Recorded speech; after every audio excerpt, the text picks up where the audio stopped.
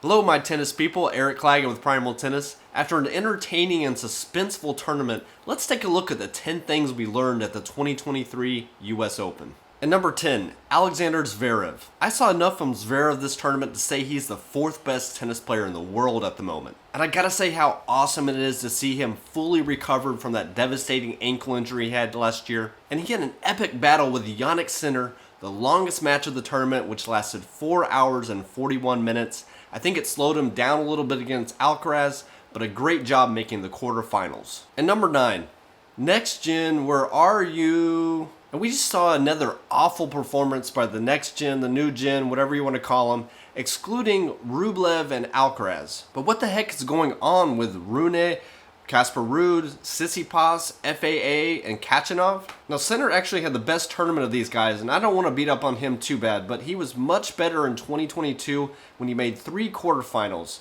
This year, he's only made 1 quarterfinal in a major. Him regressing this year is a bit puzzling. And shout out to Andrei Rublev, who I've been down on in the past, but him quietly making 3 quarterfinals in a major this year is quite impressive. And one of my favorite things about doing this channel is interacting with you guys in the comment section. Some of you follow me on Instagram, but leave a comment, I want to hear your thoughts. Number 8, Caroline Wozniacki and Jennifer Brady. It's great to see both Wozniacki and Brady back in women's tennis. Wozniacki, retiring in 2020, is back after having a couple of kids, and Brady out a couple years battling with injuries. And Brady, who I've seen play up close quite a few times, is definitely capable of winning a Grand Slam title. Unfortunately, they faced each other in the 3rd round, with Wozniacki winning in 3 tough sets. And number 7, did you guys see this tweet by Nick Kyrgios where he said, "Who are some of these guys?" And I don't disagree with him, but here's my point. What a golden opportunity for all these young players. All these new names that we haven't heard of before getting their first chance to play a Grand Slam. Hopefully some of these names have some staying power,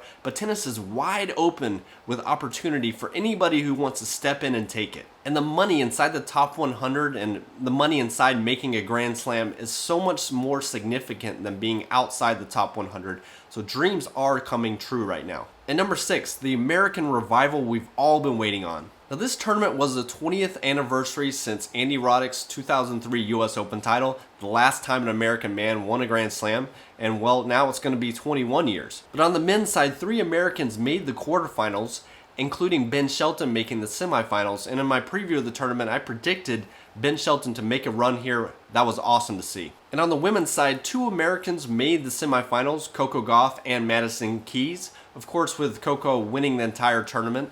So it was quite a good tournament for the Americans despite a bad showing at the French Open and Wimbledon. Which leads me to number 5, Coco Gauff. A big shout out to Coco Gauff winning her first Grand Slam title. As still a teenager, she's 19, and 4 of her 7 matches went 3 sets, including 3 times she actually dropped the first set and had to come back and battle. She had a really brutal, tough draw, but a great job making all the way through those to win the title. And I think the big difference for her in this tournament was she bringing in the legendary coach Brad Gilbert to be on her team. By the way, if you're enjoying this video so far, please do me a huge favor and subscribe to the channel. I'm making a push for 1,000 subscribers and I'm almost there. And number 4, Ben Shelton, my pre-tournament underdog. I predicted to make a run in this tournament.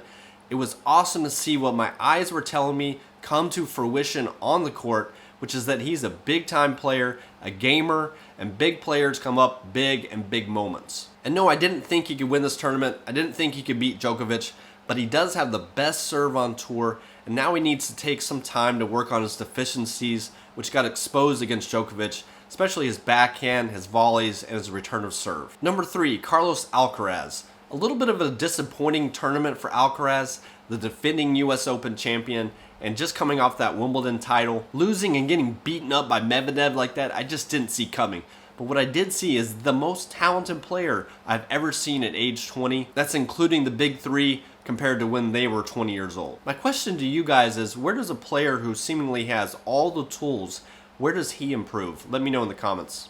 And number 2, Daniil Medvedev. Another big shout out, this time to Medvedev, who created a shock upset over Alcaraz in the semifinals. That was such a great tactical strategy Medvedev pulled on Alcaraz, stepping up into the baseline, almost inside the court, neutralizing Alcaraz's drop shot and just making it a slugfest. But I really wish he had come out with that strategy against Djokovic. Instead, he went back to his old ways, playing 5 to 8 feet behind the baseline. With Djokovic, you can't do that with Djokovic. You can't out Djokovic. Which brings us to number 1, and if you haven't subscribed yet, please do so. Novak Djokovic. What else can I say? The greatest player of all time at age 36, only dropping 2 sets the entire tournament. Just absolutely incredible. I said a year ago that I thought that Djokovic would probably end up with 28 to 30 Grand Slams. Well, I still feel confident in that prediction. And especially with him winning 3 Grand Slams this year, got the Australian Open, the French Open, and the US Open, and he was awfully close to winning Wimbledon, just losing in a 5-set thriller final with Alcaraz. So close to getting the calendar slam this year. And on top of winning his 24th Grand Slam, he also just got back the number 1 ranking in the world. Novak Djokovic, congratulations. My hat is off to you. Guys, thank you so much for watching. I'm actually in Krakow, Poland right now. Been playing some tennis. Going to be releasing some videos on that in the next few weeks, so be sure to check those out. And I hope to see you out on the court soon. Ciao.